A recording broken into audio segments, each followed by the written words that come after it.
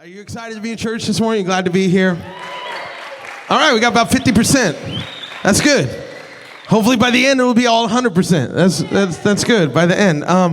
If you're here for the very first time, we're so glad that you're here. Give a huge hand to everybody who's here for the first time. So glad that you're here worshiping with us. We're in this series called In My Feelings. We're talking about emotions and feelings, and it's okay to have emotions and feelings. In fact, they're great, and God created them for us to have. But we want to have emotions and feelings, and not have feelings and emotions have us. And so many times that gets misconstrued. And so we're in this series, and so I titled this message this morning, writing these notes, write this down, I'm about to lose it. I'm about to lose it, all right? So this will be good for some of you that have a little bit of road rage and everybody else in between. So Jess was going to one of my niece's play. She was in a play, and so Jess was running there.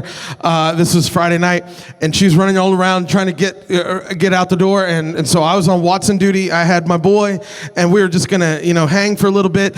And then Jess was like giving me the rundown. I don't know if any of you dads ever got this, but you like get the rundown from mom on all the things you need to do to make sure you don't screw up your kid for the last 2 hours as she's leaving. And so I'm getting all these things. She's like, he's got to eat, he got to do this, and he's got to take a bath. And I'm like, I got this. Like, this is easy. We're just going to hang and we're going to do. And so I'm doing all this stuff. She's getting about out the door, and I grab Watson. I take off his diaper. I've got him. We're going to the bath. We're going to have a great time. All of a sudden, I felt this big warm sensation about right here as I'm holding him. And I looked down, and as I looked down, some of it came up and hit me in the cheek. And I realized I'm being urinated on at this moment. I don't know if you've ever had this happen to you, but when you get peed on, it's not something that you're like, that's so funny. Oh man, well, wow. He peed on me. That's not how you do it. I mean, I'm peed, and immediately my wife sees this and just looks at me. She starts laughing like it's like some big joke. And I don't know if you've ever felt like this, but when somebody else is laughing and you are about to lose it, there is a little bit of this starts happening. And I look at Jez and I was like, don't you see that he just peed on me? And at that exact moment, he pees on me again. Like almost like I'll show you. And so, I throw him in the tub, and I don't know if you've ever had these moments where you felt like I'm just about right here. And if one more thing happens, I'm going all in, like I'm just about to lose it. I don't know. See, some of you are probably so nice and churchy that you don't even know what I'm talking about. I'm talking to you non-church people. I'm talking to you people, I'm talking like us group that we still got a little stuff that God's trying to work out, all right? That's the people I'm talking about. All of you who are super churchy and you're just like, I don't know what he's talking about. You just pray for us. We just need prayer. Well, I'm talking to everybody else that at the moment that the jerk cuts you off, you immediately stop praying for him and you think, you know what, I could just ram him.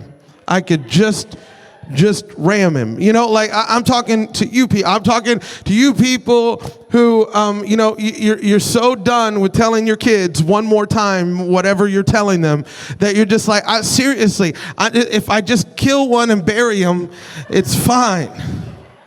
Like you just get into that space that it's just wrong. You just start losing it. There are moments in our lives, all of us, where we get to a place where we just feel like emotions take over. And I want to let you know that those places, when you feel like emotions are taking over, you never really make good decisions out of those places. And so we want to avoid those places at all times. And so I think there's some helpful steps that can help us kind of make our way from that.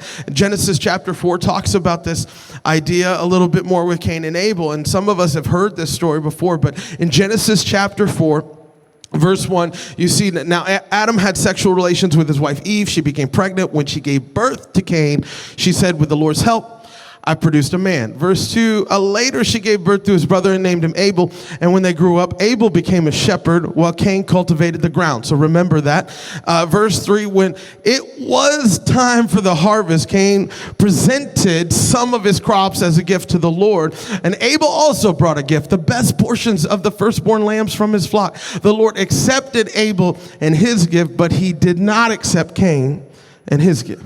This made Cain very angry, or in our vernacular, Cain's about to lose it, all right? And he looked dejected. Why are you so angry? The Lord asked Cain. Why do you look so dejected?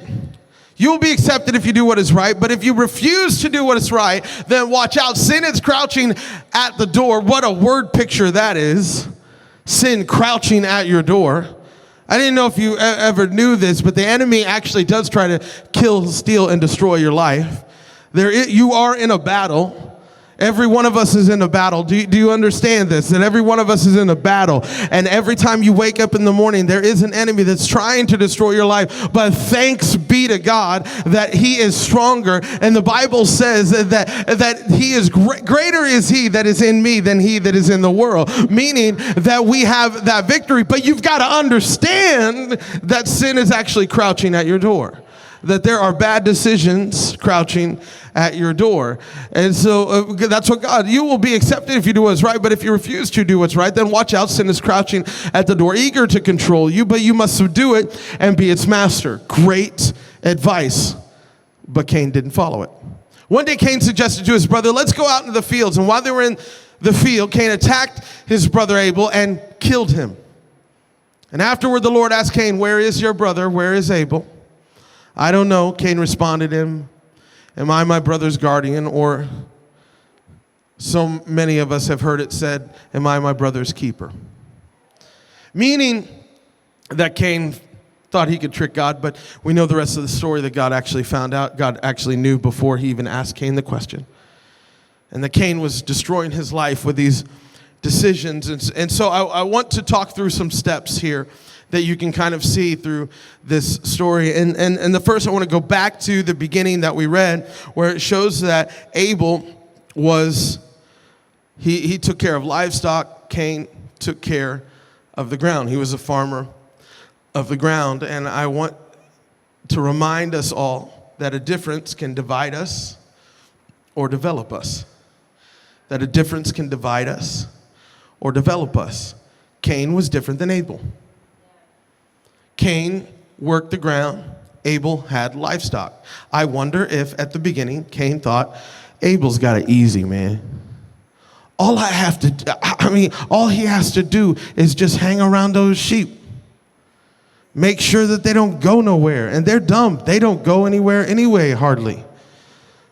But I've got to grow things out of the ground from nothing. And I got to go out every day and I got to pull weeds, and then more weeds come. And I got to keep working this and make sure that it gets water. And I got to make sure that things actually, and then even after it gets water and does all the things, hoping that it produces some kind of fruit. And Cain just has to sit, or Abel just has to sit under a tree and hang out with his dumb sheep. That is so easy compared to what I have.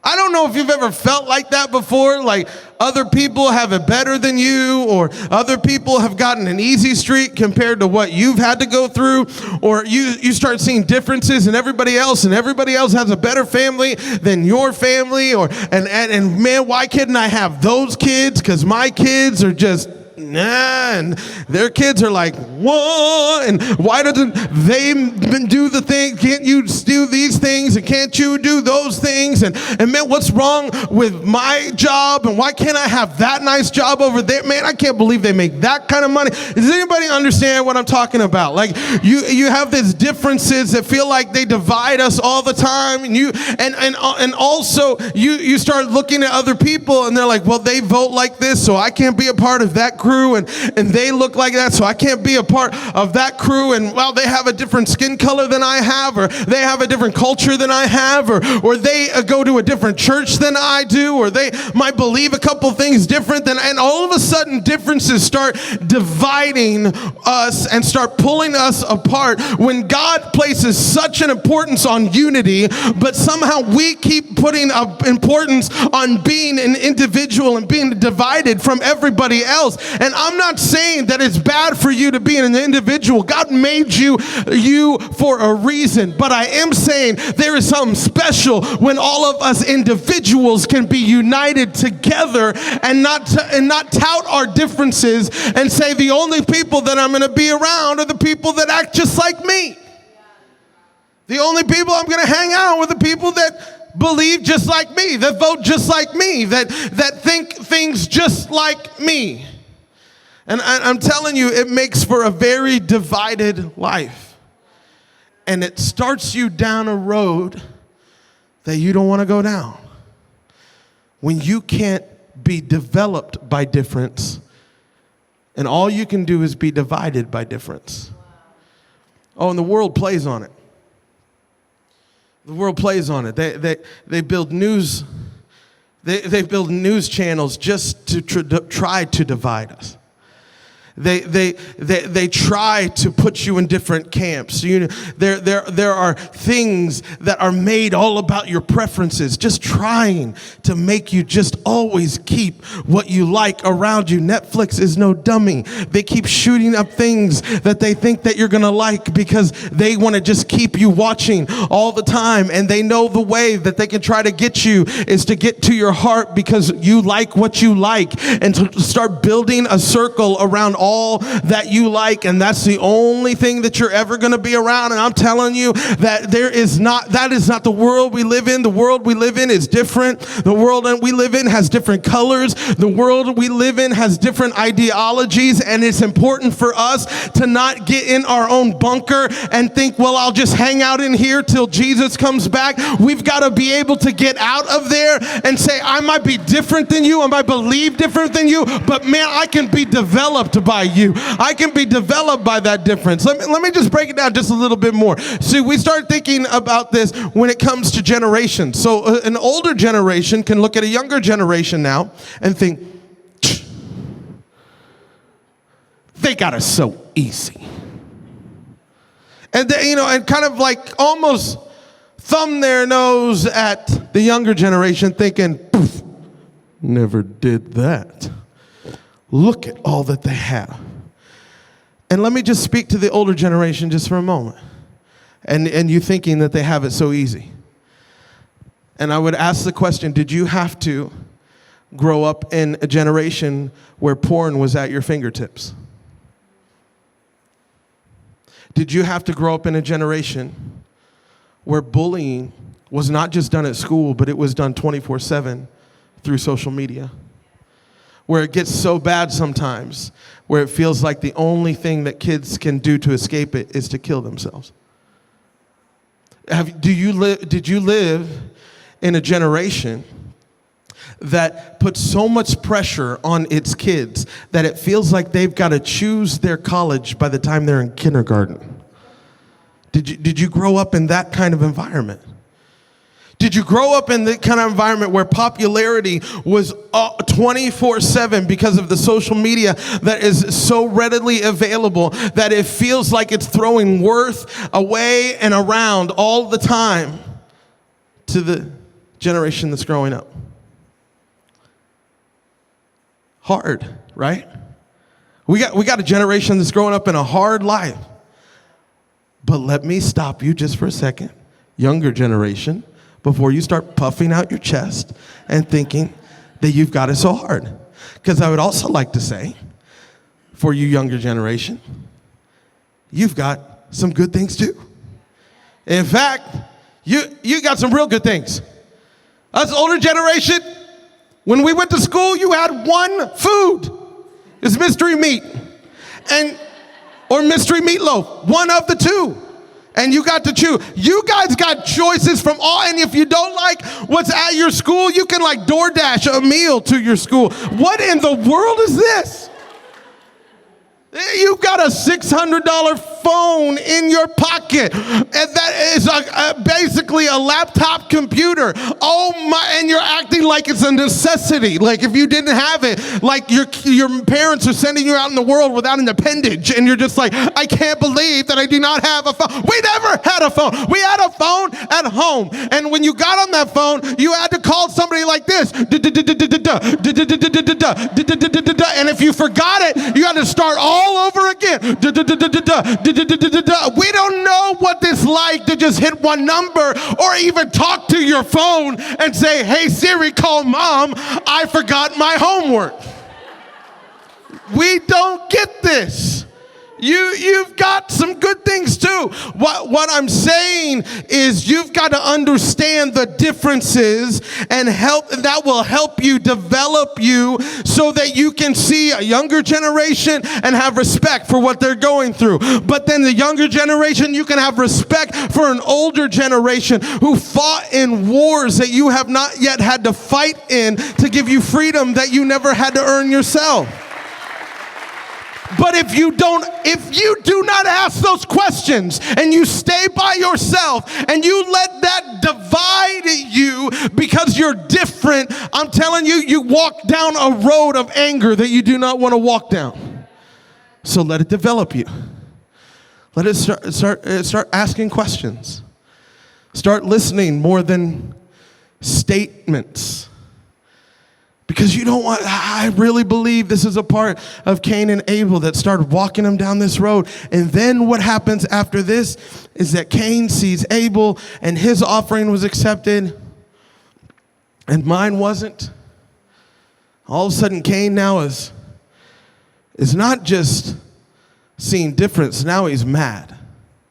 Now he's angry, now he's wounded. Because wandering eyes will produce a wounded heart. When you start looking at everything else and everybody else, wandering eyes lead to a wounded heart. You start looking at everybody else and how they've had it easier than you. And man, if I had those kind of parents, I'd be better off. Or if I had that kind of leg up, man, imagine what would have happened in my life. Or I can't believe that they got the promotion and I didn't get the promotion. I can't believe that I'm not the boss and they keep hiring people above me and and you keep looking at everybody else, but you don't look at yourself. See, Cain thought that Abel was the problem, but the problem actually was inside of Cain. But when you're always wandering with your eyes, you never look at the wounds that are inside your heart that need to be changed, that need to be fixed, and you start letting sin that's crouching at your door actually jump on you and start controlling you because you keep looking at everybody else. And I love social media. I love the things that it allows for us, but I also hate social media because I hate some of the things that it causes us to look at over and over and over again. Things that are actually made to make it look like life is better than it really is. And so you start getting a picture of what everybody else, and sometimes the best spiritual discipline that you can do is stop scrolling. Just get off that thing. Stop going down and down and down. Some of this stuff is wounding your heart because you're wandering and you're looking at everybody else and you're looking at what everybody else has and you're looking at what everybody else is doing and you're getting jealous of people's positions and you're getting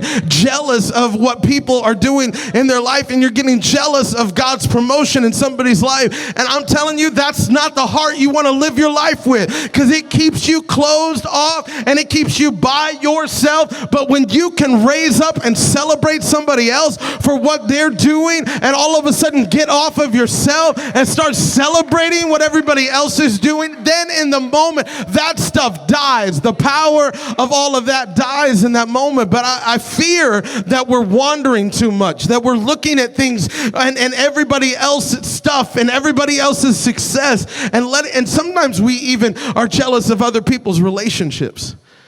We start listening to lies that say, I can't believe you weren't invited to that. I can't believe that you weren't a part of that. I can't believe that didn't, why weren't you there? And I just want to let you know that if you ever hear that voice that says, I can't believe that you weren't invited to that, that's not God's voice. That's never God's voice. God's voice would never say that to you. So every time you hear that, just know that that is a lie from the pit of hell that's trying to get your heart and trying to warp it in such a way so you'll start looking at everybody else and start wandering your eyes so a wound can be developed in your heart. And you want to stop those eyes from looking all around and trying to get a piece of what everybody else is doing. And if you can stop that, what will happen is that you will stop this march towards being led by your emotions. And you want to. And notice, God was trying to help Cain out. Who started the conversation with Cain? God did. And also, was Cain in a good space when God started talking to him? Just rewind yourself just a little bit. Think about, what did God say to him? Why are you angry? Why are you dejected? Dejected means depressed. So you can get so angry, you can get depressed, just so you know that. God comes to him and asks, why are you angry? Why are you depressed? You know what that tells me? First of all, God cares about your feelings. God cares about how you feel. Second of all, you don't have to clean up to come to God. He'll come to you. So, for all of you who are wondering about God's grace in your life, notice I'm so thankful that God talked to me when I was messy. Like, I don't parent that way. I wish I did, but I don't. Like, when Watson starts throwing a fit, I'm like, dude, you're going to have to get that out. And when that's over, then we can talk. You know what I mean? Like, I'm not going to let you just like go crazy on me. But God comes into our most craziest, most bad attitude, most just messed up, screwed up thoughts. You know, God's not scared of your junk. God comes right in the middle of your bad attitude and says, hey, why are you depressed? Who peed in your Cheerios? What's wrong with you? I mean, come on. God jumps right in the middle of your mess. How many of us are thankful for God's grace that doesn't wait for us to clean up before we have to come to Him? But He comes to us when we're messed up, when we're down and out, when we are so dark we can't even see where we need to choose. But God comes right in the middle of our darkness with His light, with worship, and He comes and says, hey, I'm here right at this moment. I know that you've got some stuff that's going on in your life, but if you would just look at me and if you would just choose me, I'm right here in the middle of your mess. God's grace reaches us when we can't even reach ourselves. He runs to Cain, says, what's wrong with you? And notice this. God continues to talk to him, but Cain says nothing. And here's the telltale sign of a wounded heart. Because healthy people will talk, but wounded people will stew. They'll hear good things. So, some of you, you're having conversations with people right now, and it seems so one-sided. And you're trying to help them, but they're not saying anything back to you. You're trying to be comforting to them and care for them, but they're not saying anything back to you. I would tell you that I'm afraid that there's a wound right there with the person that you're talking with. And until you deal with that wound, you're not going to get anything back. Because wounded people stew. And they just sit and they say things, well, I just need to be by myself. I just need to get my thoughts right. I just need to think. And then when they get by themselves and they start thinking about how everybody else did them wrong and how everybody else has messed up and how everybody else has left them alone. And even though people have reached out to them, they can't even see it because they're so hurt. And so they keep thinking, well, people just don't want to be around me, and people don't want to, and they keep sitting and stewing in this. And it's like they're in a bathtub of their own filth, and they think that they're getting clean, but they're just mixing it up with all this junk all the time. And they keep pouring it on themselves and pouring it on themselves and thinking and thinking and thinking. And it's a moment where you've got to break through that stuff. And if that's you this morning, I want to let you know that those thoughts are actually poisonous to you. And you need to get out from being by yourself and get under God's thoughts, because God's thoughts are higher than our thoughts and God's ways are better than our ways. And so we need to get out from whatever we think is best and let God be the thinking for us and let God lead us to what his best is for our life, and stop being by ourselves, because these wounds that keep festering do not just stop. They lead you to this last step where you start basing everything you do on emotions. And what it is actions built on emotions will never lead to what you want.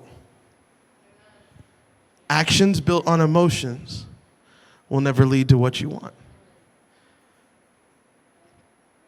When you start letting emotions run your life, you start doing things that you think are going to be good for you, but they actually get you farther away from what you want. So here's what happened with Cain. What Cain wanted was to be accepted by God, right? Remember this? He wanted to give this offering and wanted God to accept him. What Cain wanted was to be accepted by God. But because he let his emotions run his life, what he did with his actions was actually put him further and further from being accepted by God, because he killed someone. And so I want you to see that actions built on emotions will only make you further away from what you want in your life. Actions built on emotions. You don't want emotions running you. You don't want your feelings running you. You don't want your feelings. Listen, let me tell you, life is tough, and there are things that you go through that are tough. You don't want feelings to run your marriage. You don't want feelings to run. I know they look cool on a romantic comedy movie. I know that it gives you all the feels and the goosebumps and the, oh, could he just love me like that? And oh, could she love me like that? I'm telling you, that stuff is lies. It might last for a second, but those emotions will flee. And you've got to have a marriage that's built on something that's stronger than what you feel when you wake up in the morning. And if you do not have that marriage, all of a sudden it starts going like this and this and this and this. And it doesn't, what you want is a marriage that's strong. But when you act in your marriage on emotion, you actually get a weaker marriage than you ever could. So you want a job that gives you respect and that gives you a good paycheck and that gives you all of these things. So you leave one to go to the next, but you did it in this emotional, like, I can't take it anymore, and you just give them all the Z's and the head, and just, I'm going to tell you what's up, and you don't even know who you're dealing with, and I'll show you. I'm going to build a bigger McDonald's than anybody ever could, and I'm going to show them all. I'm going to show them, and so you start, and all of a sudden, you've made all these decisions based on emotion, and now you don't have a job, and you're hard to hire because of the way you left your last job. Emotions, they're not good to build your life on. They pull you farther from what you want. I've seen people leave our church in an emotional tizzy because they didn't like something, or I said something and you meant this, or some worship thing, or something happened with the greeter, or somebody didn't say hi to them. They said hi to everybody else, and I can't believe that you guys hate me. And we're like, what? We don't hate nobody. We love you. No, you hate me. You didn't say hi to me. What are you talking about?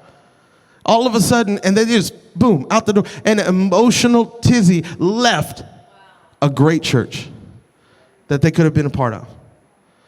Because they made a decision emotionally. I'm telling you, these emotions, they are sneaky, and they get into your heart and they get into your mind, and they start making you think that wrong things are right. And all of a sudden, now we're walking down this road like Cain and think the best thing for my life is if I'm going to kill my brother. What? And all of a sudden, he's at the end, feeling like he can't take what God has said. But I'm telling you, there is hope for all of us to not let our emotions run our life and not let our feelings run our life. Oh, and let me just tell you, for some of you guys who are thinking, well, that emotional thing, that's for girls. I don't have them. I got like 2 emotions. Just to let you know, that's a lie. And also, guys sometimes can be more emotional than a girl. Guys get grumpy, guys get prideful, and guys get silent and just. And you're like, I'm not emotional. Yes, you are. You're throwing your own pity party yourself, guys. This is for guys and girls. Oh, and just by and by, the 2 guys we're talking about are guys that let their emotions. Well, one, let their emotions run away with him. This stuff hits us all. Hits us all. But here's the truth and here's the hope. That this stuff doesn't have to run your life. You don't have to, listen, when something happens that's wrong, you don't have to be in a depression for 2 weeks. Okay? When something happens wrong, you don't have to go and hide for 2 weeks until you can get better. When something happens that you didn't like, you don't have to be angry about for 3 weeks, and every time you have a little space to think, all of a sudden it jumps into your head and your blood starts, you don't have to live that way. You don't have to live that way where you're running your life based on everybody else's responses and trying to please everybody else because your emotional need for everybody else to love you, and you're thinking that if I can just please everybody, then everybody will be happy. But the person that's really not being pleased is you, and so you're starting to get mad at everybody else for things that you're starting to do. I'm trying not to have this moment where all of us in our worlds love Jesus but are run by something that's not Jesus. We have hope.